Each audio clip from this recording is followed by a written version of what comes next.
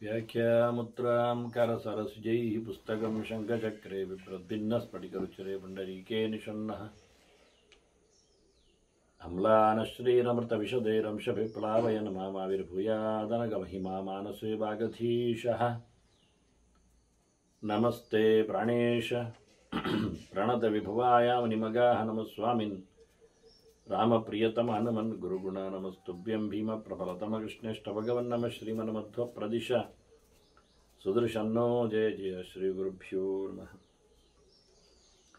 नारायणं सुरगुरुं जगदेकनाथं भक्तप्रियं सकललोकनमस्कृतं च त्रैगुण्यवर्जितमजं विभुमाद्यमीशं वन्दे भवग्नम् अमरासुरसिद्धवन्द्यं नारायणं नमस्कृत्य नरं चैव नरोत्तमं देवीं सरस्वतीं व्यासं ततो जयमुदीरये।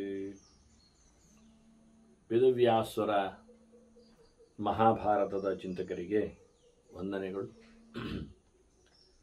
ಶಾಂತಿ ಪರ್ವದ 397ನೆಯ ಪ್ರವಚನ. ಭೀಷ್ಮರು ವೃತ್ರಾಸುರನ ಕಥೆಯೆಡೆಗೆ ಧರ್ಮರಾಜನನ್ನು ಎಳೆದಿದ್ದಾರೆ. ಶುಕ್ರಾಚಾರ್ಯರು ವೃತ್ರಾಸುರನಲ್ಲಿ ಆತ ರಾಜ್ಯ ಕಳ್ಕೊಂಡಾಗ, ಶತ್ರುವಿಗೆ ಒಳಗಾದಾಗ, ಆತ ಏನು ಯಾವುದೇ ರೀತಿಯಾದ ಅಳುಕು ಇಲ್ಲದೆ ಸಮನಾಗಿ ಇದ್ದದ್ದು ನೋಡಿ, ಇದೇನು ನಿನ್ನ ಈ ಪ್ರವೃತ್ತಿ, ಇದಕ್ಕೇನು ಕಾರಣ ಅಂತ ಬೇಕೆಂತಲೇ ಪ್ರಶ್ನಿಸಿದ್ದಾರೆ. ಅದಕ್ಕೆ ವಿಸ್ತಾರವಾಗಿ ತನ್ನ ಆನುಭವಿಕ ಮಾತುಗಳನ್ನು ವೃತ್ರ ನೀಡುತ್ತಾ ಇದ್ದಾನೆ. ಮುಖ್ಯವಾಗಿ ನಾನು ಈ ಲೋಕದ ಏರುಪೇರುಗಳನ್ನು ಕಂಡಿದ್ದೇನೆ ಅಂತ. ಅದೇಗೆ ನಿನಗೆ ಅದರ ದರ್ಶನ ಆಯಿತು ಕೇಳಿದರೆ, ಎರಡು ಪ್ರಕಾರದಲ್ಲಿ ಹೇಳ್ತಾನೆ. ಸತ್ಯೇನ ತಪಸಾ ಚೈವ ವಿದಿತ್ವ ಸಂಕ್ಷಯಂ ಹ್ಯಹಂ. ಇದೆಲ್ಲ ಆಗುವಂಥದ್ದು ಸಂಕ್ಷಯ, ತನ್ನಷ್ಟಕ್ಕೆ ನಾಶ ಆಗುವುದಲ್ಲ, ಅದು ಸಂಪೂರ್ಣ ತತ್ವ ಅನಿಸಿಕೊಂಡ ಭಗವಂತನಿಂದ ಎನ್ನುವುದು ನನಗೆ ಗೊತ್ತಿದೆ. ಅಳಿಸುವುದು ದೇವರು. ಇದನ್ನು ಶಾಸ್ತ್ರವು ಹೇಳುತ್ತದೆ. ಸತ್ಯ ಅಂದರೆ ವೇದ ಅಂತ ಅರ್ಥ, ಶಾಸ್ತ್ರ ಅಂತ ಅರ್ಥ, ಕೃತಿ ಅಂತ ಅರ್ಥ. ಇರುವ ಸಂಗತಿಗಳ ಬಗ್ಗೆ ಅರಿವನ್ನು ನೀಡುವಂಥದ್ದು ಎನ್ನುವ ಅರ್ಥದಲ್ಲಿ ಸತ್ಯ ಅಂತ ಹೇಳಿ ಶಾಸ್ತ್ರವನ್ನು ಕರೀತಾರೆ. ಹಾಗಾಗಿ ನಾನು ಗ್ರಂಥತಃ ಇದನ್ನು ತಿಳ್ಕೊಂಡೆ. ಮತ್ತೆ ತಪಸಾ ಚೈವ, ನಾನು ಮತ್ತೆ ನಿರಂತರವಾದ ಆಲೋಚನೆಯನ್ನು ಮಾಡಿಕೊಂಡು ಅಂತರಿಂದ್ರಿಯದಿಂದ ಅದನ್ನು ಕಂಡುಕೊಂಡು ನಾನು ಅರ್ಥ ಮಾಡಿಕೊಂಡಿದ್ದೇನೆ. ಕೇವಲ ಬುಕ್ಕಿಶ್ ನಾಲೆಜ್ ಅಲ್ಲ, ಅದು ತನ್ನ ಒಳಗಣ್ಣಿಗೆ ಅದು ಕಂಡಿದೆ ಅನ್ನುವುದನ್ನು ವೃತ್ರ ಹೇಳುತ್ತಾ ಇದ್ದಾನೆ. ಹೀಗಾಗಿ ನ ಶೋಚಾಮಿ ನ ಹೃಷ್ಯಾಮಿ ಭೂತಾನಾಂ ಆಗತಿಂ ಗತಿಂ. ಈ ಲೋಕದ ಏರುಪೇರು ಕಂಡಾಗ, ಇರವು ಅಳಿವು ನೋಡಿದಾಗ, ನನಗೆ ಬರತಕ್ಕಂಥ ಏನಾದರೂ ಉಪಟಳಗಳು ಹೆಚ್ಚು ಕಡಿಮೆಗಳು ಆಗುವುದನ್ನು ನಾನು ಗಮನಿಸಿದಾಗ, ನಾನು ಯಾವುದೇ ಪ್ರಕಾರದಲ್ಲಿಯೂ ಅಳುವುದೂ ಇಲ್ಲ, ಅಷ್ಟೇ ಸಂಭ್ರಮಿಸುವುದೂ ಇಲ್ಲ. ಇದನ್ನು ನೋಡಿ ಸಂತೋಷ ಪಡುವುದರಲ್ಲಿಯೂ ಅರ್ಥ ಇಲ್ಲ. ಇದು ವ್ಯತ್ಯಾಸಗೊಳ್ಳುತ್ತದೆ. ಇದು ಹಾನಿಕಾರಕ ಅಂತ ಒಬ್ಬಿಡುವುದರಲ್ಲಿ ಅರ್ಥ ಇಲ್ಲ, ಅದು ನನ್ನ ಕರ್ಮದ ಕಾರಣ ಇರಲಿಕ್ಕೆ ಅಂತ ಹೇಳಿ ಅದರ ವಿವರಣೆಯೊಂದಿಗೆ ವೃತ್ರಾಸುರ ತಾನು ತಟಸ್ಥ ಭಾವದಲ್ಲಿ ಇರುವುದನ್ನು ಹೇಳ್ತಾನೆ. ನಡೆಯುವ ಎಲ್ಲ ಗಲಾಟೆಗಳಿಗೆ ಕಾರಣ ಕಾಲ ಸಂಚೋದಿತಾ ಜೀವಾ ಮಜ್ಜಂತಿ ನರಕೆ ಅವಶಃ. ಕಷ್ಟದಲ್ಲಿ ಬೀಳುವುದು, ನರಕಕ್ಕೆ ಸೇರುವುದು, ಇವೆಲ್ಲ ಜೀವರ ಕೈಯಲ್ಲಿಲ್ಲ, ಅವಶಃ. ಅವರು ವಿಷ್ಣುವಶರಾಗಿದ್ದಾರೆ. ಅಹ ಇತಿ ಬ್ರಹ್ಮ, ಆದ್ದರಿಂದ ಅಕಾರ ಸರ್ವ ವಾಗಾತ್ಮ ಪರಬ್ರಹ್ಮಾವಿದಾಯಕ ಅಂತ ಹೇಳಿ ಸರ್ವಾತೀತನಾದ, ವಿಲಕ್ಷಣನಾದ, ಯಾವುದೇ ಪ್ರಕಾರವಾದ ದೋಷಗಳಿಲ್ಲದ ದೇವರು ಅವನು ಅಹ ಅನಿಸಿದ್ದಾನೆ.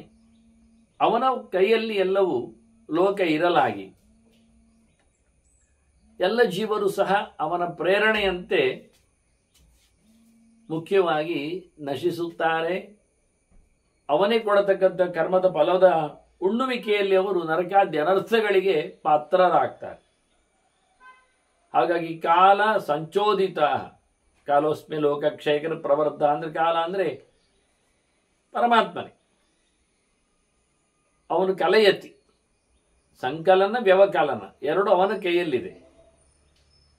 ಸಂಚೋದಿತ ಅನ್ನುವಲ್ಲಿ ಸಂ ಎನ್ನತಕ್ಕಂಥ ಅಕ್ಷರದಿಂದಾಗೆ ಪ್ರವಿಸಂಭುವ ಸಕಃ ವಿಷ್ಣುವಾಚಕ ಅಂತೇಳಿ ಸಂಪೂರ್ಣನಾದ ಭಗವಂತನನ್ನು ಅರ್ಥ ಮಾಡಿಕೊಂಡ್ರೆ ಕಾಲ ಅಂದರೆ ಪ್ರಕೃತಿ, ಲಕ್ಷ್ಮಿ, ದುರ್ಗಾರೂಪದಿಂದ ಸಂಹಾರಕ್ಕೆ ಕಾರಣಲಾದವಳು. ಹಾಗಾಗಿ ಪ್ರಕೃತಿ ಪುರುಷರ ಒಂದು ಚೋದನೆ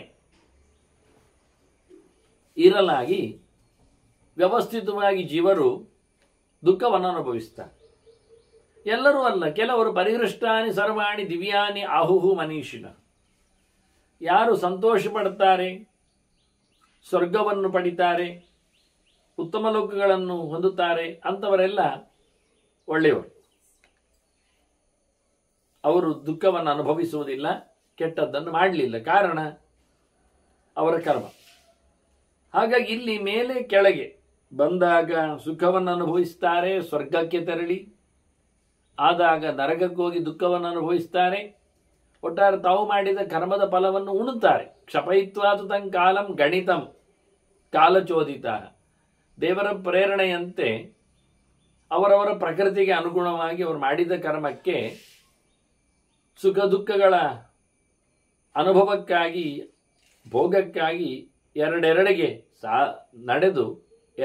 ನಡೆದು ಅತ್ತ ಸ್ವರ್ಗಕ್ಕೂ ಇತ್ತ ನರಕಕ್ಕೂ ನಡೆದು, ಇದೇನು ಅಗಣಿತ ಕಾಲ ಏನಲ್ಲ, ಒಂದು ಪೀರಿಯಡ್, ಅದನ್ನು ಮುಗಿಸ್ತಾರೆ. ಇಷ್ಟು ಸಮಯ ಅಂತ ಇರ್ತದೆ. ಹಾಗೆ ಕ್ಷಪಯಿತ್ವಾದ ತನ್ನ ಕಾಲ ಗಣಿತಂ, ಅವರ ಕರ್ಮಕ್ಕೆ ಲೆಕ್ಕದಲ್ಲಿ ಬಂದಿರತಕ್ಕಂಥ ಸಮಯದಲ್ಲಿ ಸ್ವರ್ಗದಲ್ಲಿ ನರಕದಲ್ಲಿ ಸಮಯವನ್ನು ಕಳೆದು ಸಾವಶೇಷೇಣ ಕಾಲೇನ ಸಂಧಾವಂತಿ ಪುನಃ ಮತ್ತೆ ಉಳಿದ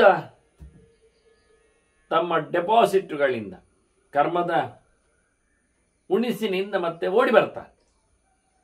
ದೇವರು ಓಡಿಸ್ತಾರೆ.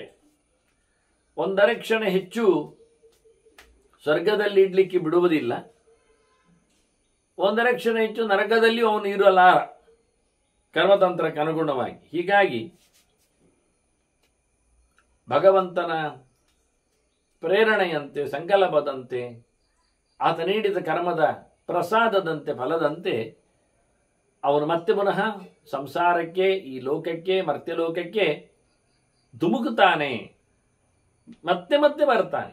ಮತ್ತೆ ಇಲ್ಲಿ ಒಳ್ಳೆ ಕೆಲಸ ಮಾಡ್ತಾನೆ, ಸ್ವರ್ಗವನ್ನು ಪಡಿತಾನೆ, ಕೆಟ್ಟ ಕೆಲಸ ಮಾಡ್ತಾನೆ, ನರಕವನ್ನು ಪಡಿತಾನೆ. ಅಲ್ಲಿ ಬಹಳಷ್ಟು ದೊಡ್ಡ ಮೊತ್ತದ ಪುಣ್ಯ ಪಾಪಗಳು ಮುಗಿದಾಗ, ಬಾಕಿ ಉಳಿದಾಗ ಸ್ವಲ್ಪವನ್ನು ಹೊತ್ಕೊಂಡು ಮತ್ತೆ ಇಲ್ಲಿ ಬರ್ತಾನೆ.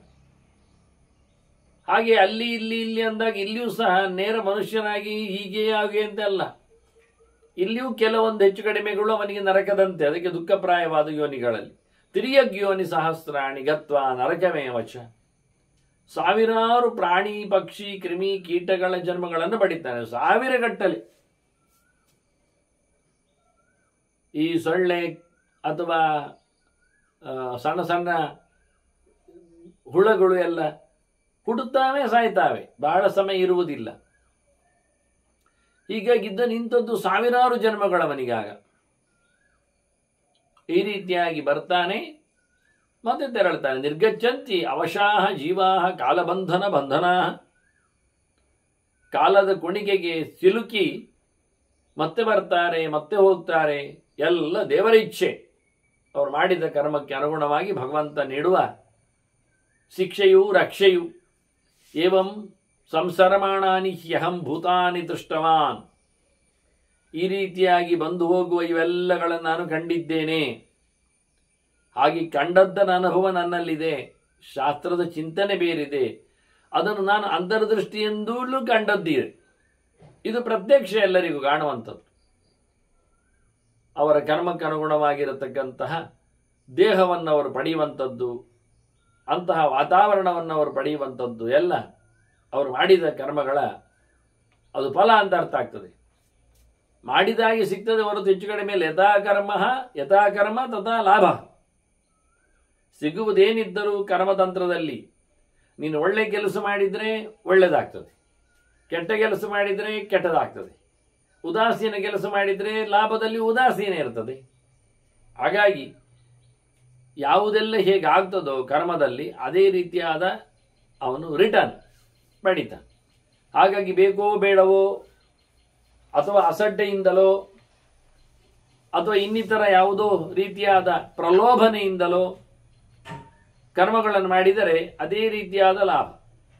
ಅಷ್ಟೇ ಅಲ್ಲದೆ ಸಾತ್ವಿಕವಾಗಿದ್ದರೆ ಸಾತ್ವಿಕನಾಗ್ತಾನೆ, ರಾಜಸನಾದ ಕರ್ಮ ಮಾಡಿದರೆ ರಾಜಸನಾಗ್ತಾನೆ, ತಾಮಸ ಕ್ರಮದಿಂದ ತಾಮಸವಾದ ಯೋನಿಯನ್ನು ಪಡಿತಾನ. ಹೀಗಾಗಿ ಲಾಭ, ಸಂಪತ್ತಿನ ಲಾಭ, ಅಧಿಕಾರದ ಲಾಭ, ದೇಹದ ಲಾಭ ಅಷ್ಟೇ ಅಲ್ಲ, ಎಲ್ಲ ಪ್ರಕಾರದ ಲಾಭವನ್ನು ಸಹ ಇಲ್ಲಿ ಹೇಳಲಿಕ್ಕೆ ಆಗ್ತದೆ. ಹಾಗಾಗಿ ಎಂತಹ ದೇಹಗಳು ಬರ್ತವೆ, ಎಂತಹ ತಾನದಲ್ಲಿ ಹುಡ್ತಾನೆ, ಅದಕ್ಕೆಲ್ಲ ಕಾರಣ ಅವನು ಮಾಡಿರತಕ್ಕಂಥ ಪೂರ್ವ ಕರ್ಮಗಳು. ಇದು ಶಾಸ್ತ್ರದಲ್ಲಿ ಹೇಳಲ್ಪಟ್ಟ ಮಾತು, ಇತಿ ಶಾಸ್ತ್ರ ನಿದರ್ಶನ. ಪ್ರಧಾನವಾಗಿ ಅವುಗಳು ಕರ್ಮಕ್ಕಿರತಕ್ಕಂತಹ ಸ್ಥಾನಮಾನಗಳನ್ನೆಲ್ಲ ಹೇಳಿವೆ. ತಿರ್ಯ ಗಚ್ಚಂತಿ ನರಕಂ ಮಾನುಷ್ಯಂ ದೈವಮೇವಚ. ಎಲ್ಲಿಗೆಲ್ಲ ಅವರು ತೆರಳುತ್ತಾರೆ ಅಂದರೆ ಮನುಷ್ಯರಾಗಿ ಹುಡುತ್ತಾರೆ, ಕೆಲವೊಮ್ಮೆ ಇನ್ನೂ ಕೆಟ್ಟದಾಗಿರತಕ್ಕಂತಹ ದೇಹಗಳನ್ನು ಪಡಿತಾರೆ. ಕ್ರಿಮಿಕೀಟಗಳು, ಹುಳ ಹುಪ್ಪಟೆಗಳು, ಪ್ರಾಣಿ ಪಕ್ಷಿಗಳು, ಮರಮಟ್ಟುಗಳು ಇವೆಲ್ಲ ಆಗ್ತಾರೆ. ಅಲ್ಲಾದಾಗ ಇನ್ನೂ ಜಾಸ್ತಿ ಇದ್ದರೆ ನರಕಕ್ಕೆ ಹೋಗ್ತಾರೆ, ಪುಣ್ಯ ವಿಶೇಷ ಇದ್ದರೆ ಅದು ಮೇಲಕ್ಕೆ ಹೋಗ್ತಾರೆ. ಸ್ವರ್ಗಾದಿ ತಾಣಗಳಲ್ಲಿ ದಿವ್ಯ ದೇಹವನ್ನು ಪಡಿತಾರೆ ಅಂತಾರೆ. ಸುಖ ದುಃಖೆ ಪ್ರಿಯದ್ವೇಷ್ವೇ ಚರಿತ್ವ ಪೂರ್ವಮೇವಚ ಕೃತಾಂತ ವಿಧಿ ಸಂಯುಕ್ತ ಸರ್ವೋ ಲೋಕ ಪ್ರಪಂಚ.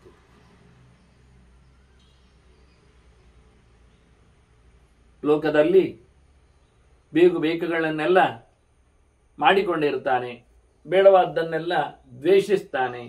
ಇದು ಆಯ್ಕೆಗಳವನ ಸ್ವಾರ್ಥದಲ್ಲಿ ಬಿದ್ದಿರ್ತದೆ.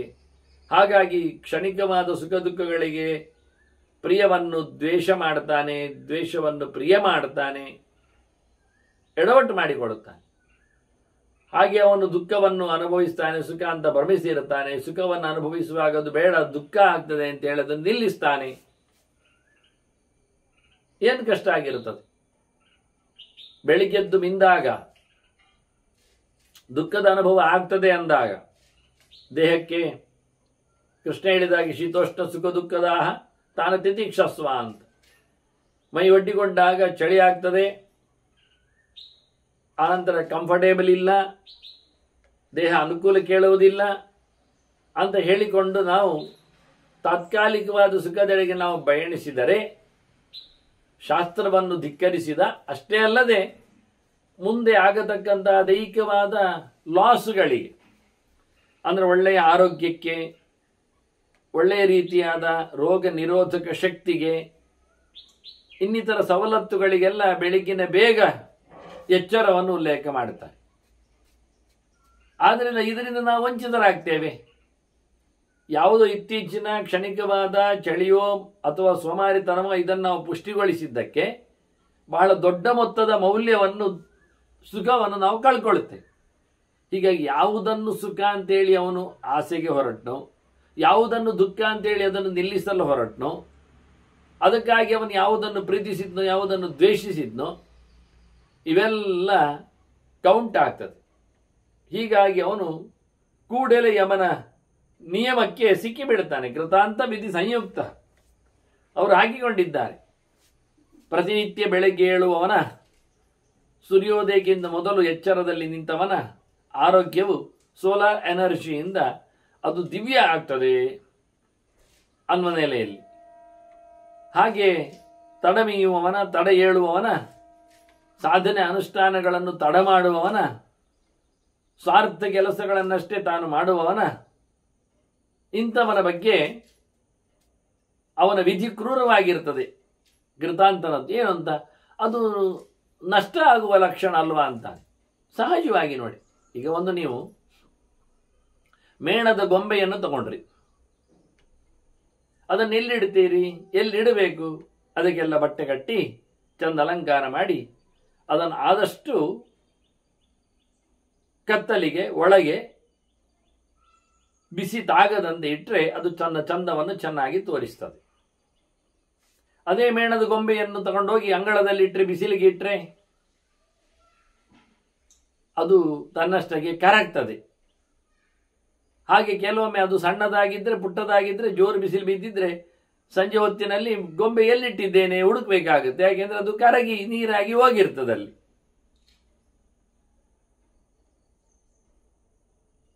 ಅದನ್ನ ಯಾವ ರೀತಿಯಲ್ಲಿ ದೇಹವನ್ನು ಸಾಕಬೇಕು ಅದರ ಪ್ರಕಾರ ಮಾಡದೇ ಇದ್ದರೆ ಅದು ವಿಲೀನ ಆಗ್ತದೆ ಕೂಡಲೇ.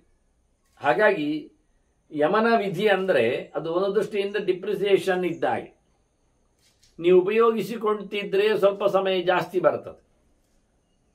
ಅದನ್ನು ಉಪಯೋಗಿಸಿಕೊಳ್ಳದೇ ಇದ್ದರೆ ಅದು ಡಸ್ಟ್ ಹಿಡಿದು ಸಾಯ್ತದೆ. ಇಷ್ಟೇ ವ್ಯತ್ಯಾಸ. ಎಲ್ಲವೂ ಹಾಗೆ. ಅದರಿಂದ ಯಮನ ನಿಯಮ ಅಂದರೆ ಇದೇ ಅರ್ಥ. ಅದು ನಾಶದ ಕತೆ ಅದರದ್ದು. ಉಪಯೋಗಿಸದೇ ಇದ್ದಾಗೆ ನಾಶ ಆಗುವುದು ಮೆಲ್ಲ ಆಗ್ತದೆ. ಅದಕ್ಕೆ ಬಾಳಿಕೆ ಹೆಚ್ಚು ಬರ್ತದೆ. ನಾವೊಂದು ಕಡೆಯಲ್ಲಿ ಹಾಗೆ ಗಂಟೆ ಇದ್ರೆ ಅದು ಕೂಡಲೇ ತುಕ್ಕು ಹಿಡಿದು ಸಾಯ್ತದೆ. ಹೀಗಾಗಿ ಮನುಷ್ಯನು ಅದೇ ರೀತಿಯಾಗಿ ಒಳ್ಳೆಯ ಕರ್ಮಗಳನ್ನು ಮಾಡಲಿಕ್ಕೆ ಉಂಟು, ಕೆಟ್ಟ ಕರ್ಮಗಳನ್ನು ನಿಲ್ಲಿಸಲಿಕ್ಕೆ ಉಂಟವನು. ಒಳ್ಳೆಯ ಕರ್ಮಗಳಿಂದ ಅವನು ಮತ್ತಷ್ಟು ಆರೋಗ್ಯವನ್ನು, ಆಯುಷ್ಯವನ್ನು ಪಡೀಲಿಕ್ಕೆ ಬರ್ತದೆ. ಹೀಗಾಗಿ ಯಮನ ಈ ಕೆಲವು ನಿಯಮಗಳಿಗೆ ಬಾಧ್ಯರಾಗದ ಜನ ತಮ್ಮ ಇಷ್ಟ ಬಂದಂತೆ ಸುಖ ದುಃಖಗಳಿಗೆ, ಅಂದರೆ ಯಾವುದೋ ಸುಖವನ್ನು ಬಯಸ್ತಾರೆ, ಯಾವುದೋ ದುಃಖವನ್ನು ದೂರ ಮಾಡಲಿಕ್ಕೆ ನೋಡ್ತಾರೆ.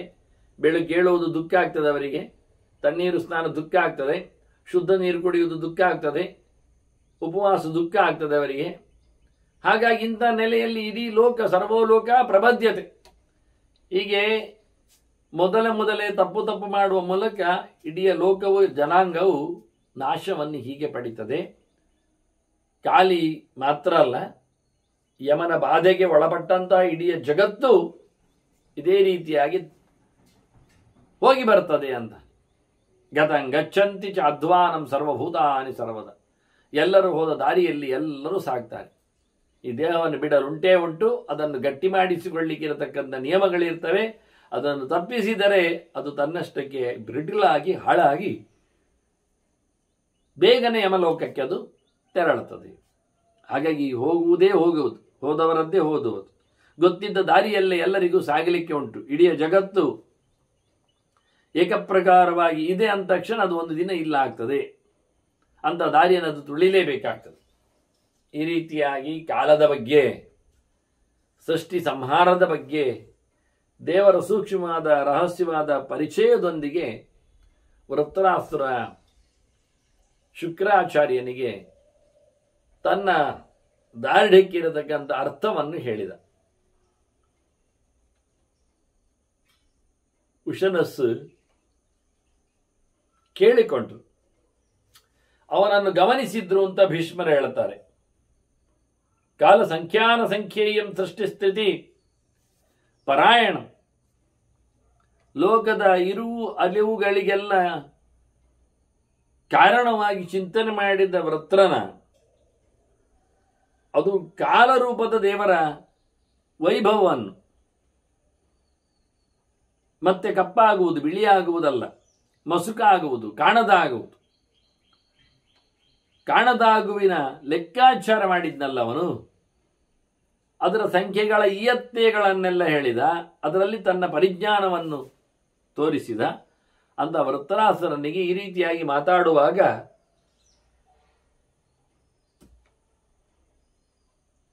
ಸಮಾಧಾನಗೊಳ್ಳದೆ ಶುಕ್ರಾಚಾರ್ಯರು ಕೇಳುತ್ತಾರೆ, ತಮ್ಮ ಭಾಷಮಾಣ, ಅವನು ಹೇಳುವುದನ್ನುವುದಕ್ಕಿಂತ ಅವನು ಒದರುವುದು ಅನ್ನುವ ನೆಲೆಯಲ್ಲಿ ಹೇಳುತ್ತಾರೆ. ಭಗವಾನ್ ಉಶನ ಪ್ರತ್ಯಭಾಷತ್. ಅವನ ಮಾತಿಗೆ ಅನುಕೂಲವಾಗಿ ಇವರು ಸಹ ಗದರಿಸುವಂತೆ ಜೋರಾಗಿಯೇ ಅವನನ್ನು ಮತ್ತೆ ಪ್ರಶ್ನಿಸ್ತಾರೆ ಎನ್ನುವುದಾಗಿ ಭೀಷ್ಮರು ಹೇಳಿದರು. ಹಾಗಾಗಿ ಉಶನರ, ಶುಕ್ರಾಚಾರ್ಯರ ಪ್ರಶ್ನೆ ವೃತ್ರನ ಮೇಲೆ ಮತ್ತೊಮ್ಮೆ ಈಗ ಒಂದು ಬಾರಿ ಆಗಿತ್ತು. ನೀನು ಯಾಕೆ ಗಟ್ಟಿ ಇದ್ದಿ ಅಂತ ಅದಕ್ಕೆ ಹೇಳಿದ. ನನ್ನ ಮೇಲೆ ಇಷ್ಟೆಲ್ಲ ಚಿಂತನೆಗಳು ಕೂತಿವೆ ಅಂತ ಹೇಳಿ ತನ್ನ ಕಥೆಯನ್ನು ಇಡೀ ಲೋಕದ ಕಥೆಯ ಹಾಗೆ ಎನ್ನುವುದನ್ನು ಗಮನಿಸಬೇಕು ಅಂತ ಹೇಳಿದ. ಆಗ ಅವರು ಕೇಳುತ್ತಾರೆ ಮತ್ತೆ ಬಹಳ ಚಂದವಾಗಿ, ಇವಾನ್ನು ದುಷ್ಟ ಪ್ರಲಾಪಾನುತ್ತಂ ತಾತ ಕಸ್ಮಾತ್ ಪ್ರಭಾಷಸೆ. ನೀನು ಸರಿಯಾಗಿ ಹೇಳುತ್ತಾ ಇಲ್ಲಲ್ಲ, ಬೊಗಳುತ್ತಾ ಇದ್ದೀಯಲ್ಲ, ಒದರ್ತಾ ಇದ್ದೀಯಲ್ಲ, ಇದು ಕೆಟ್ಟ ಸಂಗತಿಗಳು. ಇದು ನಿನಗೆ ಎಲ್ಲಿಂದ ಬಂತು? ಹೇಗೆ ತಿಳ್ಕೊಂಡೆ ಇದು ನೀನು? ಯಾಕೆ ಹೇಳುತ್ತಾ ಇದ್ದೆ? ಯಾವ ರೀತಿಯಲ್ಲಿ ಉಂಟು ಇದು ಅಂತ. ಇದು ಒಂದು ದೃಷ್ಟಿಯಿಂದ ವೃತ್ರನ ಕತೆ. ಅದು ಆಧ್ಯಾತ್ಮಿಕವಾಗಿಯೂ ಆಗಿತ್ತು ಹೇಳಿದ್ದು ಅವನು, ಜೊತೆಯಲ್ಲಿ ವೈಯಕ್ತಿಕವಾಗಿ ವೈರಾಗ್ಯದ ಪಾಠವೂ ಆಗಿತ್ತು. ಹಾಗಾಗಿ ಅವನಲ್ಲಿ ಇರತಕ್ಕಂಥ ಜ್ಞಾನವನ್ನು, ದೇವರ ಮೇಲಿನ ವಿಶ್ವಾಸವನ್ನು ತಿಳಿಸಿಕೊಡ್ತದೆ. ಅದು ಸಾಬೀತುಪಡಿಸಲಿಕ್ಕೋಸ್ಕರ ಮತ್ತು ಶುಕ್ರಾಚಾರ್ಯರು ಮತ್ತು ಅವನನ್ನು ಕೆದಕ್ತಾರೆ, ಹೇಳ್ತಾರೆ, ಕೇಳ್ತಾರೆ. ಇದು ನಿನ್ನದು ಚೆನ್ನಾಗಿಲ್ಲ ವಾರ್ತೆ, ಹೇಳಿದ ಮಾತುಗಳು ಅದು ಕೆಟ್ಟದಾಗಿವೆ. ಇದನ್ನು ನೀನು ಹೇಗೆ ಹೇಳುತ್ತಾ ಇದ್ದಿ? ಯಾಕೆ ಹೇಳುತ್ತಾ ಇದ್ದಿ? ಎಲ್ಲಿಂದ ಬಂತು ಈ ಮಾತುಗಳು? ಯಾಕೆ ಬಂತು ಅಂತ. ಅದಕ್ಕೆ ವೃತ್ರ ಬಹಳ ಚೆನ್ನಾಗಿ ಉತ್ತರವನ್ನು ಕೊಡುತ್ತಾನೆ. ಪ್ರತ್ಯಕ್ಷಮೇತತ್ ಭವತಃ ತತ್ ಅನ್ಯೇಷ ಮನೀಷಿಣ. ಇದು ನಿನಗೆ ಪ್ರತ್ಯಕ್ಷವಾಗಿದೆ. ಯಾವುದು ಅಂದರೆ ಎಲ್ಲರದ್ದು ಕಡೆ ನೋಡು ನೀನು, ಲೋಕದಲ್ಲಿ ಹೇಗೆ ಉಂಟು ಅಂತ. ಅದರಲ್ಲಿ ಎಲ್ಲರೂ ಪ್ರತ್ಯಕ್ಷ ಮಾಡಿಕೊಂಡಿದ್ದಾರೆ, ಹೋಗುವುದು ಬರುವುದು ಎಲ್ಲ ಅರ್ಥ ಆಗಿದೆ, ಉಳಿದವರಿಗೂ ಗೊತ್ತಾಗಿದೆ, ನಿನಗೂ ಅರ್ಥ ಆಗಿದೆ. ನಾನು ಹೇಳಬೇಕಾಗಿಲ್ಲ, ಪ್ರತ್ಯಕ್ಷವಾದ ಸಂಗತಿ ಇದು. ಸಾವು ನೋವುಗಳು ನಾನು ಹಿಂದೆ ಮಾಡಿದ್ದು ನಿನಗೆ ಗೊತ್ತಾ ವಿಷಯ? ನಾನು ತಪಸ್ಸು ಮಾಡಿದೆ. ಯಾಕೆ ಮಾಡಿದೆ? ನನಗೆ ಆಸೆ ಆಯಿತು, ಗೆಲ್ಲಬೇಕು, ಮೆರಿಬೇಕು, ನಾನು ಒಡೆಯನಾಗಬೇಕು ಅಂತ. ಮಯಾಯ ಜಯಲುಬ್ಧೇನ ಪುರಾ ತಪ್ತಂ ಮಹತ್ತಪ. ಭಾರಿ ಭಾರಿ ನಾನು ತಪಸ್ಸು ಮಾಡಿದ್ದೆ. ತಪಸ್ಸು ಮಾಡುವಲ್ಲಿ ನನ್ನದು ಒಂದೇ ಒಂದು ಸ್ವಾರ್ಥ, ಪಡಿಬೇಕಾದ್ದು ಪಡಿಬೇಕು, ಜಯವನ್ನು ಗಳಿಸಬೇಕು ಅಂತ. ಹೀಗಾಗಿ ನನಗೆ ಸಿಕ್ಕಿತು ತಪಸ್ಸಿನ ಗಟ್ಟಿ. ಇದರಿಂದ ನಾನು ಬೆಳೆದೆ. ನಾನು ಆಕಾಶ ಮಾರ್ಗದಲ್ಲಿ ತೆರಳುವಂತ ಆಗ್ತಿತ್ತು. ಅವರ್ಧಂ ತ್ರೀನ್ ಸಮಾಕ್ರಮ್ಯ ಲೋಕಾನ್ಮಯಿ ಸ್ವೇನ ತೇಜಸ. ನನ್ನ ಬೆಳಕು, ನನ್ನ ಶಕ್ತಿ, ನನ್ನ ದೇಹದಲ್ಲಿನ ಬಿಸಿ ಇವೆಲ್ಲ ಲೋಕವನ್ನು, 3 ಲೋಕವನ್ನು ಸಹ ಆಕ್ರಮಿಸುವಂತಿತ್ತು. ಹಾಗೆ ಬೆಳೆದೆ. ದೈಹಿಕವಾಗಿಯೂ ಬೆಳೆದೆ, ನನ್ನ ಪ್ರಭಾವವೂ ಆಗಿತ್ತು, ನನ್ನ ದೇಹದಲ್ಲಿ ಇರತಕ್ಕಂಥ ತೇಜಸ್ಸು ಆ ರೀತಿಯಾಗಿ ನಡೆಸಿಕೊಟ್ಟಿದೆ. ನಾನು ಅಜೇಯನಾದೆ, ಯಾರಿಂದಲೂ ಸೋಲುವುದಿಲ್ಲ. ಅದು ಅಜೇಯಂ ಸರ್ವಭೂತಾನಾಂ ಆಸಂ ನಿತ್ಯಂ ಅಪೇತ ಭೀಹಿ. ಯಾರ ಹೆದರಿಕೆ ಇಲ್ಲ ನನಗೆ. ಆ ರೀತಿಯಾಗಿ ನಾನು ತಪಸ್ಸಿನ ಸಿದ್ಧಿಯಲ್ಲಿ, ಗರ್ವದಲ್ಲಿ ನಾನು ನೆಲೆಗೊಂಡಿದ್ದೆ. ನನಗೆ ಬಂದದ್ದು ಐಶ್ವರ್ಯ, ಒಡೆತನ, ಎಲ್ಲ ಸಂಪತ್ತು ಅವೆಲ್ಲ ಬಂದದ್ದು ತಪಸ್ಸಿನಿಂದಲೇ. ಐಶ್ವರ್ಯಂ ತಪಸಾ ಪ್ರಾಪ್ತ. ಮತ್ತೀಗ ಎಲ್ಲಿ ಹೋಯ್ತು ಅಂದ್ರೆ ಭ್ರಷ್ಟಂತಚ್ಚ. ಈಗ ಹೋಯ್ತು, ಎಂತ ಮಾಡೋದು? ಸ್ವಕರ್ಮಭಿ, ನಾನೇ ಮಾಡಿಕೊಂಡದ್ದು ಅಂತಾನೆ ವೃತ್ರ. ನನ್ನದೇ ಆದ ಕೆಟ್ಟ ಕರ್ಮಗಳಿಂದಾಗಿ, ಹೆಚ್ಚು ಕಡಿಮೆಯಿಂದಾಗಿ ನನ್ನಲ್ಲಿ ಬಂದಿರತಕ್ಕಂತಹ ಐಶ್ವರ್ಯವನ್ನು ನಾನು ಕಳ್ಕೊಂಡೆ. ಅದಕ್ಕೆ ಬೇರೆ ಯಾರೂ ಕಾರಣ ಅಲ್ಲ ಅಂತ. ಪಡೆದಕ್ಕೂ ನಾನು ತಪಸ್ಸಿನಿಂದ ಪಡೆದದ್ದು, ಹೋದದ್ದು ಸರಿಯೇ ನನ್ನ ತಪ್ಪಿನಿಂದಾಗಿ. ಹಾಗಾಗಿ ನಾನೀಗ ಅದನ್ನು ಕಂಡು ನೋಡಿ ಅನುಭವಿಸಿ ಗಟ್ಟಿಗನಾಗಿದ್ದೇನೆ. ಧೃತಿಮಾಸ್ತಾಯ ಭಗವನ್ ನಶೋಚಾಮಿ ತದಸ್ವ. ಹಾಗಾಗಿ ನನಗೀಗ ಅಳುಕು ಇಲ್ಲ, ನಾನು ಸಂಕೋಚದಲ್ಲಿ ಒಳಗಾಗುವುದಿಲ್ಲ, ನೋವು ಅನುಭವಿಸುವುದಿಲ್ಲ, ಯಾಕಾಗಿಯೂ ಅಳುವುದಿಲ್ಲ. ನಾನು ಧೈರ್ಯ ಮಾಡಿದ್ದೇನೆ. ನಾನು ಇಂದ್ರನ ಜೊತೆಯಲ್ಲಿ ಹೋರಾಡುವಾಗ ಏನು ಕಂಡಿದ್ದೇನೆ ಗೊತ್ತಾ? ಇಂದ್ರನಿಗೆ ಸಹಾಯ ಮಾಡುವಲ್ಲಿ ಬಂದದ್ದ. ಇಂದ್ರನಿಗೆ ಕಮ್ಮಿ ಅಲ್ಲವ, ದೊಡ್ಡ ಜನವೇ. ಆದರೆ ಇವನು ತಾನು ದೊಡ್ಡ ಜನರೊಟ್ಟಿಗೆ ಹೋರಾಡಿದ್ದೇನೆ ಅಂತ ಹೇಳಿಕೊಳ್ಳತಕ್ಕಂಥ ದೊಡ್ಡಸ್ತಿಗೆ. ಯುತ್ಸತ ಮಹೇಂದ್ರೇಣ ಪುರಾ ಸಾರ್ಥಂ ಮಹಾತ್ಮನ. ಬಹಳ ದೊಡ್ಡವನಾದ ಇಂದ್ರನ ಜೊತೆಯಲ್ಲಿ ನಾನು ಹಿಂದೆ ಹೋರಾಡುತ್ತಿದ್ದೆ. ಹೋರಾಡುವಲ್ಲಿ ನಾನು ದೇವರನ್ನು ಕಂಡಿದ್ದೆ ಅಂತಾನವ. ತಥೋ ಮೇ ಭಗವಾನ್ ದೃಷ್ಟ ಹರಿ ನಾರಾಯಣ ಪ್ರಭು. ದೃಷ್ಟಿ ಮಾತ್ರದಿಂದಲೇ ನಾಮೋಚ್ಚಾರಣೆಯಿಂದಲೇನೆ ಎಲ್ಲರ ಒಳಗಿನ ಪಾಪಗಳನ್ನು ಸಂಕಟಗಳನ್ನು ದೂರ ಮಾಡುವ ದೇವರು ಅಂದರೆ ನನಗೆ ಕಂಡ. ನಾನು ನೋಡಿದೆ, ನನ್ನ ನೋವುಗಳು ಸಹ, ಅಂತರಾಳದ ತಪ್ಪುಗಳು ಸಹ ಪರಿಮಾರ್ಜನೆಗೊಂಡದ್ದು, ಹಾರಿ ಹೋದದ್ದನ್ನು ಗಮನಿಸಿದೆ ಅನ್ನೋ ನೆಲೆಯಲ್ಲಿ ಹೇಳುತ್ತಾನೆ ವೃತ್ರ. ನನಗೆ ದೇವರು ಕಂಡ, ನಾನು ನೋಡಿದೆ, ಅವನು ನಾರಾಯಣನೇ ನಾನು ಕಂಡದ್ದು. ಇಡೀ ಜಗತ್ತಿನ ಆಸರೆಯಾಗಿ ನಿಂತವ, ಸಕಲ ಗುಣಗಳಿಂದ ತುಂಬಿದವ. ಹಾಗಾಗಿ ಅಂತಹ ನಾರಾಯಣನನ್ನು ನಾನು ಹೋರಾಟದಲ್ಲಿ ಕಂಡೆ. ಅವನು ಎಲ್ಲಕ್ಕೂ ಸಮರ್ಥನೆ, ಪ್ರಭು, ಬಹಳ ಬಗೆಯಿಂದಿದ್ದಾನೆ. ಅವನ ಅಸ್ತಿತ್ವ ನಮ್ಮ ಹಾಗೆಯೇ ನಿಮ್ಮ ಹಾಗೆಯಲ್ಲ, ಸ್ವಲ್ಪ ಮೇಲ್ಮುಖವಾದದ್ದು. ಅವನ ಇರವು ಅತ್ಯದ್ಭುತ ಅನಿಸಿದೆ. ಹಾಗಾಗಿ ಅಂತಹ ದೇವರನ್ನು ನಾನು ಕಂಡಿದ್ದೇನೆ, ಹರಿಯನ್ನು ನಾನು ಕಂಡಿದ್ದೇನೆ. ಅವನು ವೈಕುಂಠಃ ಪುರುಷಃ ಅನಂತಃ ಶುಕ್ಲಃ ವಿಷ್ಣು ಸನಾತನಃ ಮುಂಜಕೇಶಃ ಹರಿಶ್ಮಶ್ರು ಸರ್ವಭೂತ ಪಿತಾಮಹ. ನೋಡಿ, ಕಂಡ ದೇವರ ಬಗ್ಗೆ ಬಹಳ ದೊಡ್ಡದಾದ ಮಾತುಗಳನ್ನು ಹೇಳ್ತಾನವ.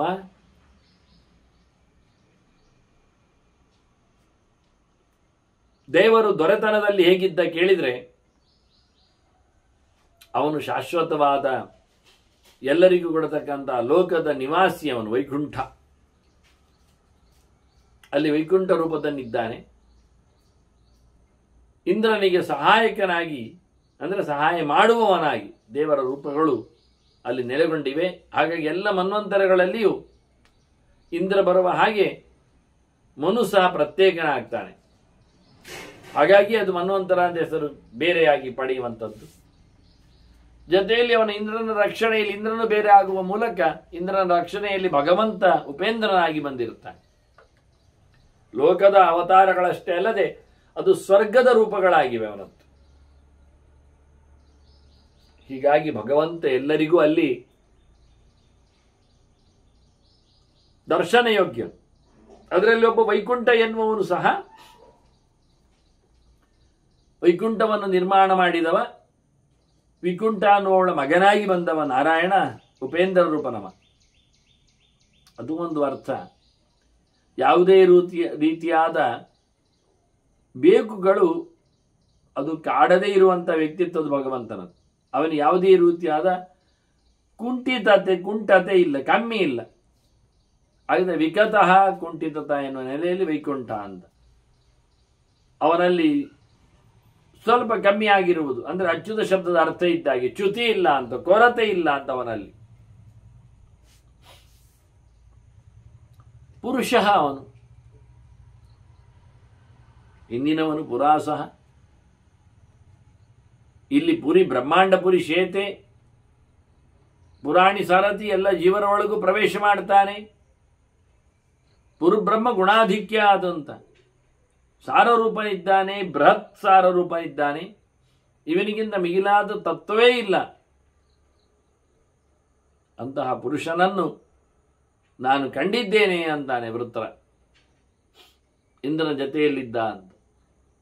ಸುಮಾರಾಗಿ ಯುದ್ಧರಂಗದಲ್ಲಿ ಶತ್ರುಗಳಿಗೆ ದೇವರು ಕಾಣಿಸಿಕೊಳ್ಳುವುದರಿಂದ ಅವರು ಪಾಪಮುಕ್ತರಾಗ್ತಾರೆ ಅಂತ ತಿಳ್ಕೊಳ್ಳಿಕ್ಕಿಲ್ಲ. ಕಂಡ ಬಗೆ ಹೇಗೆ ಅಂತ ನೋಡ್ಲಿಕ್ಕುಂಟು. ಹಾಗೆ ದುರ್ಯೋಧನನ್ನು ನೋಡಿದ್ದ. 18 ದಿನವೂ ಕೃಷ್ಣನನ್ನು ಅರ್ಜುನ ರಥದಲ್ಲಿ ನೋಡಿದ್ದಾನೆ.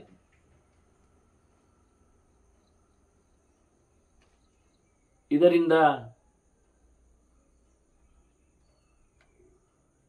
ಅವನಿಗೆ ಮೋಕ್ಷ ಏನು ಸಿಗುವುದಿಲ್ಲ. ಅವನು ಕಂಡದ್ದು ಮನುಷ್ಯನಂತೆ ಕಂಡಿದ್ದಾನೆ, ದೇವರಾಗಿ ಗಮನಿಸಲಿಲ್ಲ. ಹೀಗಾಗಿ ವೃತ್ರಾಸುರ ಇಲ್ಲಿ ಕಾಣುವಾಗ ಬಹಳಷ್ಟು ವೈಭವದಲ್ಲಿ ಗಮನಿಸಿದ್ದಾನೆ.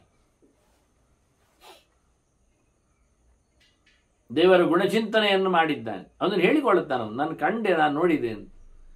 ಶುಕ್ಲಃ, ಅವನು ಶೋಕವನ್ನು ಪರಿಹಾರ ಮಾಡುವವನಾಗಿ ಕಂಡಿದ್ದಾನೆ. ಶೋಕವನ್ನು ಕೊಡುವವನಲ್ಲಿಯೂ ಅವನು ಸಮರ್ಥನಿದ್ದಾನೆ. ಹಾಗೆ ವಿಷ್ಣು ಎಲ್ಲರೊಳಗೆ ಪ್ರವೇಶ ಮಾಡಿದ್ದಾನೆ, ಎಲ್ಲ ಕಡೆಯಲ್ಲಿ ತುಂಬಿದ್ದಾನೆ, ಎಲ್ಲ ರೀತಿಯ ಐಶ್ವರ್ಯಗಳು ಅವನಲ್ಲಿದೆ. ಸನಾತನ, ಎಲ್ಲ ಮಾತುಗಳಿಂದಲೂ ವಾಚ್ಯನವನೇ. ವೇದಗಳಾಗಲಿ ಶಾಸ್ತ್ರಗಳಾಗಲಿ ಸನಾತನ ಸ್ವತ್ತುಗಳೆಲ್ಲವೂ ಅವನ ನಾಮಚಿಂತನೆಯನ್ನು ನಡೆಸಿವೆ. ಇಡೀ ವಾಂಗ್ಮಯ ಪ್ರಪಂಚವೇ ಅವನ ಉದ್ಗಾರದಲ್ಲಿದೆ, ಅವನನ್ನು ಹೇಳುವುದರಲ್ಲಿದೆ, ಅವನನ್ನೇ ತಿಳಿಸಿಕೊಡ್ತವೆ. ಹಾಗಾಗಿ ಅವನು ಉದ್ಗೀತನು ಅನ್ನೋ ನೆಲೆಯಲ್ಲಿ ಸನಾತನನು, ಸನಾತನನು.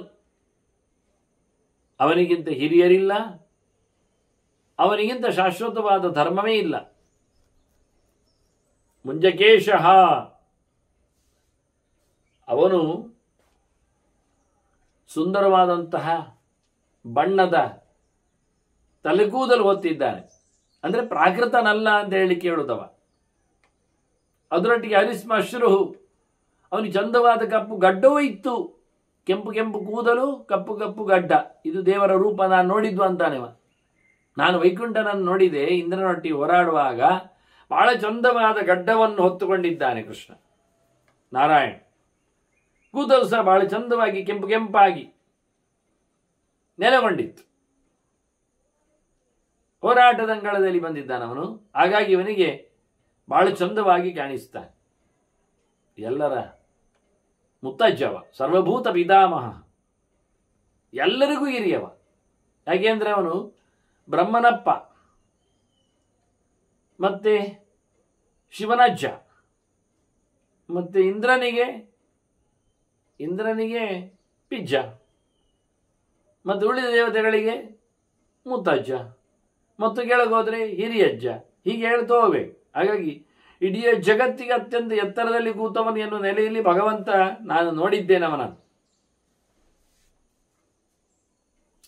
ನಾನು ಖಂಡಿತ ಹೇಳುತ್ತೇನೆ, ಇದು ತಪಸ್ಸಿನ ನನ್ನ ಫಲ ಅಂತ, ದೇವರನ್ನು ಕಂಡದ್ದು ಅಂತ. ನೂನಂತು ತಸ್ಯ ತಪಸ್ಸಃ ಸಾವಶೇಷಂ ಮಮ ಅಸ್ತಿವ. ಈಗ ನನಗೆ ಆ ತಪಸ್ಸು ಮಾಡಿದ್ದರ ಚೂರು ಬಾಕಿ ಉಂಟು ಅಂತ ಕಾಣ್ತದೆ. ಯಾಕೆಂದ್ರೆ ಬಾಕಿ ಇದ್ದದ್ದಕ್ಕೆ ನೀನು ಸಿಕ್ಕಿದ್ದು ನನಗೆ ಮಾತಾಡಲಿಕ್ಕೆ. ಶುಕ್ರಾಚಾರ್ಯ ಹೇಳ್ತಾನೆ, ನನ್ನ ತಪಸ್ಸಿನ ಫಲವೋ ಅನ್ನುವಂತೆ ನನಗೆ ನಿಮ್ಮಲ್ಲಿ ಪ್ರಶ್ನೆ ಕೇಳಲಿಕ್ಕೆ ಅವಕಾಶ ಬಂದಿದೆ. ಯದಹಂ ಪ್ರಶ್ನೆಮಿಚ್ಛಾಮಿ ಭವಂತಂ ಕರ್ಮಣಃ ಫಲ. ಕರ್ಮಕ್ಕೇನು ಫಲ ಅಂತ ನಿಮ್ಮಲ್ಲಿ ಕೇಳಬೇಕು ಅಂತ ಇದ್ದೇನೆ ನಾನು. ಎಂಥದ್ದು ಕೇಳಿದರೆ, ಇಲ್ಲಿ ನೋಡಿ, ಈಗ ಅಧಿಕಾರ ಕೆಲವರಿಗೆ ಬರ್ತದೆ, ಸಂಪತ್ತು ಹೇರಳವಾಗಿ ಇರ್ತದೆ, ಮತ್ತೆ ಕೆಲವರಿಗೆ ಇರುವುದಿಲ್ಲ, ಕೆಲವೊಮ್ಮೆ ಹೋಗ್ತದೆ. ಅದು ಯಾರಲ್ಲಿ ಇರುವುದು ಅಂತ ಹೇಳ್ತೀರಾ? ಯಾವ ಜಾತಿಯವನಲ್ಲಿ, ಯಾವ ಲಕ್ಷಣ ಉಳ್ಳವನಲ್ಲಿ, ಯಾವ ರೀತಿಯಲ್ಲಿದ್ದವನಲ್ಲಿ ಈ ಒಡೆತನ, ಸಂಪತ್ತು, ಸಿರಿತನ, ಎತ್ತರ, ಒಳ್ಳೆ ಸುಖ, ಜನಾನುರಾಗ, ತನ ಇವೆಲ್ಲವು ಎಲ್ಲಿ ಉಂಟು ಹೇಳಿ? ಐಶ್ವರ್ಯಂ ವೈ ಮಹತ್ ಬ್ರಹ್ಮನ್ ವರ್ಣೇ ಕಸ್ಮಿನ್ ಪ್ರತಿಷ್ಠಿತಂ. ಯಾವ ಕಡೆಯಲ್ಲಿ ಅದು ಗಟ್ಟಿ ನೆಲೆಗೊಂಡಿದೆ ತಿಳಿಸಿ. ನಿವರ್ತದೆ ಚಾಪಿ ಪುನಃ ಕಥಂ. ಅದು ಮತ್ತೆ ಇದ್ದಾಗ ಹೋಗುದೆಂಥದ್ದು ಮತ್ತೆ ಕರ್ಮ?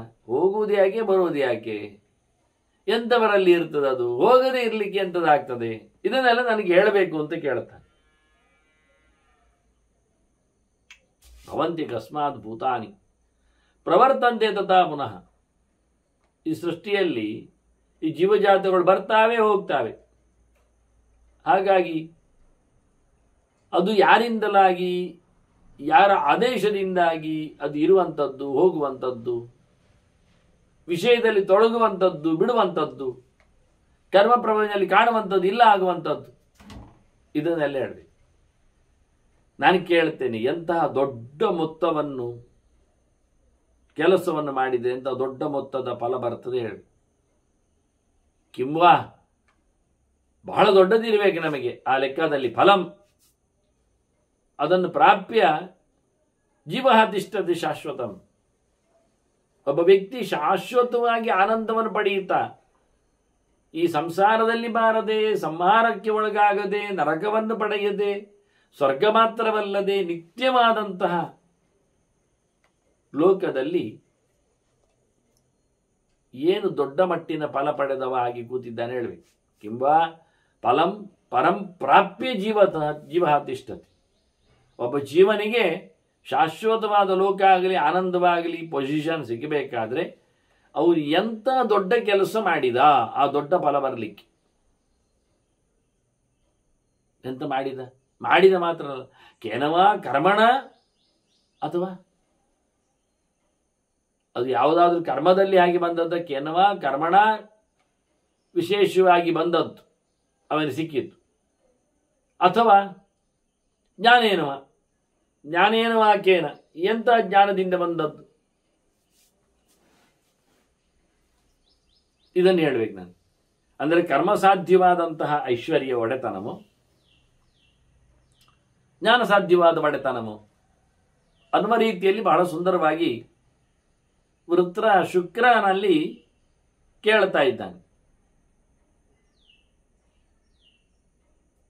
ಕೆಲವೆಲ್ಲ ಕರ್ಮ ಸಾಧ್ಯವಾದದ್ದು ಅನ್ನುವ ನೆಲೆಯಲ್ಲಿ ಹೇಳಿಕೊಳ್ಳುವ ಥಿಯರಿ ಇರಲಿಕ್ಕೆ ಹೋಗಿ ಅರಿವೇ ಇಲ್ಲದಿದ್ದಾಗ ಪ್ರಯತ್ನ ಸಾಧ್ಯವಾದಂತಹ ಫಲವನ್ನು ಪಡೆದರೆ ಅವನು ಯಾವ ರೀತಿಯಲ್ಲಿ ಅದನ್ನು ಡೀಲ್ ಮಾಡ್ತಾನೆ, ನಡೆಸಿಕೊಡ್ತಾನೆ. ಬಹಳ ಸುಂದರವಾದ ಚಿತ್ರವನ್ನು ರಚಿಸುವ ಯೋಗ್ಯತೆ ಉಂಟು ಅಂದ ತಕ್ಷಣ ಕರ್ಮವನ್ನು ನಡೆಸಿದ್ದಾನೆ. ಅವನಿಗೆ ನಾವು ಹೇಳಿದ್ದೇವೆ ದೊಡ್ಡ ಮಟ್ಟಿನ ಒಂದು ಚಿತ್ರ ಆಗಲಿಕ್ಕಿದೆ, ಪೈಂಟಿಂಗ್. ಅದರಲ್ಲಿ ನಮ್ಮ ಸಂಸ್ಕೃತಿ ಪ್ರತಿಫಲಿಸಬೇಕು. ಒಬ್ಬ ಅನ್ಯಾಯಗಾರನಾದ ಸ್ತ್ರೀ ಶೋಷಕನಾದ ರಾವಣನ ಸಂಹಾರ, ಅದು ರಾಮನಿಂದಾಗಿ ಲೋಕಕ್ಕೆ ಆನಂದ ಬರುವಂತೆ ಇರಬೇಕು ಅಂತ. ಸರಿ, ಚಿತ್ರಕಾರನಿಗೆ ನಾವು ಕರ್ಮವನ್ನು ಹೇಳಿದೆವು, ಅವನನ್ನು ರಚನೆ ಮಾಡಬೇಕು. ಈಗ ಅವನಿಗೆ ಅದು ಅರಿವಿಗೆ ಬರದಿದ್ದಿದ್ರೆ ರಾವಣನ ದೌರಾತ್ಮ್ಯ, ಸೀತೆಯ ಅಪಹರಣ, ಜೊತೆಯಲ್ಲಿ ರಾಮನ ಸಾಫ್ಟ್ ಕಾರ್ನೆಸ್, ಇವನ್ನೆಲ್ಲ ಸರಿಯಾಗಿ ತಿಳ್ಕೊಳ್ಳದೆ ಇದ್ದಲ್ಲಿ ಅವ ಚಿತ್ರ ಹೇಗೆ ಬರೀತಾನೆ? ಮತ್ತೆ ಹೇಳಿ ಅಂತ ಕೇಳ್ತಾನೆ, ಇನ್ನೊಂಚೂರು ಹೇಳಿ ಅಂತಾನೆ, ಮತ್ತೊಂದು ಹೇಳಿ ಅಂತಾನೆ. ಹಾಗಾಗಿ ನಾವು ಸುಮ್ಮನೆ ಹೇಳಿದ್ದೀಗೆ ಲೋಕಕಂಟಕನಾದ ರಾವಣನ ಮೇಲೆ ರಾಮ ಯಾವ ರೀತಿಯಲ್ಲಿ ಶಿಕ್ಷೆಯನ್ನು ನೀಡಿ ಸ್ತ್ರೀ ಶೋಷಣೆಗೊಂದು ಅಂತ್ಯವನ್ನು ಹಾಡಿಸಿದ ಲೋಕದಲ್ಲಿ ಅನ್ನುವುದು ನಮ್ಮ ಜನರಲ್ ಪ್ರಶ್ನೆ ಇತ್ತು. ಒಬ್ಬ ರಕ್ಕಸನಿಂದ ಬಾಧೆಗೆ ಒಳಪಡುವ ಹೆಣ್ಣಿನ ಮೇಲೆ ಸಹಜವಾಗಿಯೇ ತನ್ನ ರಾಜತನವನ್ನು ಮೇರಿಸಲಿಕ್ಕೆ ಕ್ಷತ್ರಿಯ ಧರ್ಮದಂತೆ ರಾಮನು ಏನು ಆಕ್ಷನ್ ತಗೊಂಡ ಅದನ್ನು ಚಿತ್ರದಲ್ಲಿ ತೋರಿಸಿ ಅಂದಾಗ ಅರಿವು ಇಲ್ಲದವನಿಗೆ ಆ ಚಿತ್ರಪಟ ಕರ್ಮ ಹೇಗಾಗ್ತದೆ? ಆದ್ರಿಂದ ಅರಿವು ಅದು ಪ್ರಧಾನವಾಗಿರುವುದು. ಒಬ್ಬ ಜೀವ ಶಾಶ್ವತವಾದ ಪದವಿಯನ್ನು ಪಡೆಯಲಿಕ್ಕೆ ಅಥವಾ ಏನಾದರೂ ಲೋಕೋತ್ತರವಾದ ಕರ್ಮವನ್ನು ಮಾಡಿದ್ದಕ್ಕೆ ಅವನಿಗೆ ಅಂಥ ಶಾಶ್ವತವಾದ ಫಲವು ಅನ್ನುವುದಾಗಿ ವೃತ್ರ ಶುಕ್ರಾಚಾರ್ಯಲ್ಲಿ ಕೇಳುತ್ತಾನೆ. ಅದಕ್ಕೆ ಅವರು ಉತ್ತರ ಕೊಡುವುದನ್ನು ಭೀಷ್ಮರು ಹೇಳುತ್ತಾರೆ. ಆದರೆ ಭೀಷ್ಮರು ನಡೆಯಲಿ ಕೊನೆಗೆ ಹೇಳುತ್ತಾರೆ, ಧರ್ಮರಾಜ ನೀನು ನಾನು ಹೇಳುವುದು ಕೇಳು, ನಾನು ಹೇಳುತ್ತೇನೆ ಅವನು ಹೇಳಿದ್ದೇನು ಅಂತ. ನೀನು ನಿನ್ನ ತಮ್ಮಂದಿರ ಜೊತೆಯಲ್ಲಿ ಇದ್ದು ಕೇಳು ಅಂತಾನೆ. ತಥಾ ಸೋದರೀಯೈಹಿ ಅಂತ ಸಹ ಅಂತ. ನಿನ್ನ ತಮ್ಮಂದಿರು ಅವರ ಬಳಗ ಅನೇ ಧರ್ಮರಾಜನನ್ನು ಪ್ರಧಾನವಾಗಿ ಇಟ್ಟುಕೊಂಡು ಭೀಷ್ಮರು ಎಲ್ಲರಿಗೂ ಹೇಳಿದ್ದಾರೆ ಎನ್ನುವುದನ್ನು ಮಧ್ಯ ಮಧ್ಯದಲ್ಲಿ ನಾವು ಅದನ್ನು ಗಮನಿಸಲಿಕ್ಕೆ ಬರ್ತದೆ. ಹೀಗಾಗಿ ಎಲ್ಲರೂ ಸಮಾನರಾಗಿ ಚಿಂತನೆಗಳನ್ನು ನಡೆಸ್ತಾ ಇದ್ದಾರೆ. ಹಾಗಾಗಿ ಭೀಷ್ಮರು ಕಾಲಿಗೆ ಹೇಳುತ್ತಾ ಹೋಗ್ತಾ ಇಲ್ಲ. ಮಧ್ಯ ಮಧ್ಯದಲ್ಲಿ ಅವರನ್ನು ಮಾತಾಡಿಸ್ತಾನೆ. ಅವರು ಪ್ರಶ್ನೆ ಕೇಳುವುದು ಸಹಜವಾಗಿರ್ತದೆ, ಅವರು ಮಾತಾಡ್ತಾರೆ. ಮಾತಿನ ನಡುವೆಯಲ್ಲಿ ಸಹದೇವನು ಪ್ರಶ್ನಿಸಿಕೊಂಡದ್ದನ್ನು ನಾವು ಕಳೆದ ಬಾರಿ ನೋಡಿದ್ದೇವೆ. ಉಳಿದವರು ಕೇಳಬಾರ್ದು ಅಂತಲ್ಲ, ಉಳಿದವರು ಕೇಳಲಿಕ್ಕೆ ಅಧಿಕ ಪ್ರಸಂಗ ಮಾಡುವುದಿಲ್ಲ. ಧರ್ಮರಾಜನೇ ಅವರೆಲ್ಲರ ಪ್ರಶ್ನೆಯಾಗಿದ್ದಾನೆ. ಆದ್ರಿಂದ ಅವನಲ್ಲೇ ಪ್ರಶ್ನೆಗಳಿವೆ, ಚಿಂತನೆಗಳಿರ್ತಾವೆ. ಮತ್ತು ಉಳಿದವರೆಲ್ಲ ಮಾತಾಡಿಕೊಂಡದ್ದು, ಕೇಳಿಕೊಂಡದ್ದು, ಪ್ರಶ್ನಿಸಿಕೊಂಡದ್ದನ್ನೆಲ್ಲ ಜನಮೇಜಿ ಹೇಳಿರಬೇಕಾಗಿಯೂ ಇಲ್ಲ. ಕೆಲವೊಮ್ಮೆ ಜನಮೇಜಯನಿಗೆ ವೈಶಂಪಾಯನರು ಹೇಳುವಾಗಲೂ ವೇದವ್ಯಾಸರು ಹಾಗೇ ಚಿಂತನೆಯನ್ನು ಮಾಡಿದ್ದಾರೆ. ಆ ಕಾಲದ ಚಿಂತನೆಯನ್ನು ಪರಿಪೂರ್ಣವಾಗಿ ತಿಳಿಸುವಂತಿಲ್ಲ ಹೇಳಿಕೊಳ್ಳುವ ಹಾಗೆ ತೋರಿಸಿರುತ್ತಾರೆ. ಹೀಗಾಗಿ ಅಲ್ಲಿ ನೋಡುವಾಗ ಧರ್ಮರಾಜನ ಪ್ರಶ್ನೆ, ಭೀಷ್ಮರ ಉತ್ತರ ಅಷ್ಟೇ ಕಾಣ್ತದೆ. ಮುಂದಿನ ನಾವು ಪರ್ವಗಳನ್ನು ನೋಡುವಾಗ ಅಲ್ಲಿ ಇತರರು ಪ್ರಶ್ನಿಸಿಕೊಂಡದ್ದಲ್ಲಿ ಇತರರು ಉತ್ತರ ಕೊಟ್ಟದ್ದನ್ನು ನಾವು ಗಮನಿಸಲಿಕ್ಕೆ ಆಗ್ತದೆ. ಕೃಷ್ಣನು ಉತ್ತರ ಹೇಳ್ತಾನೆ ಮತ್ತೆ ಅಂತ.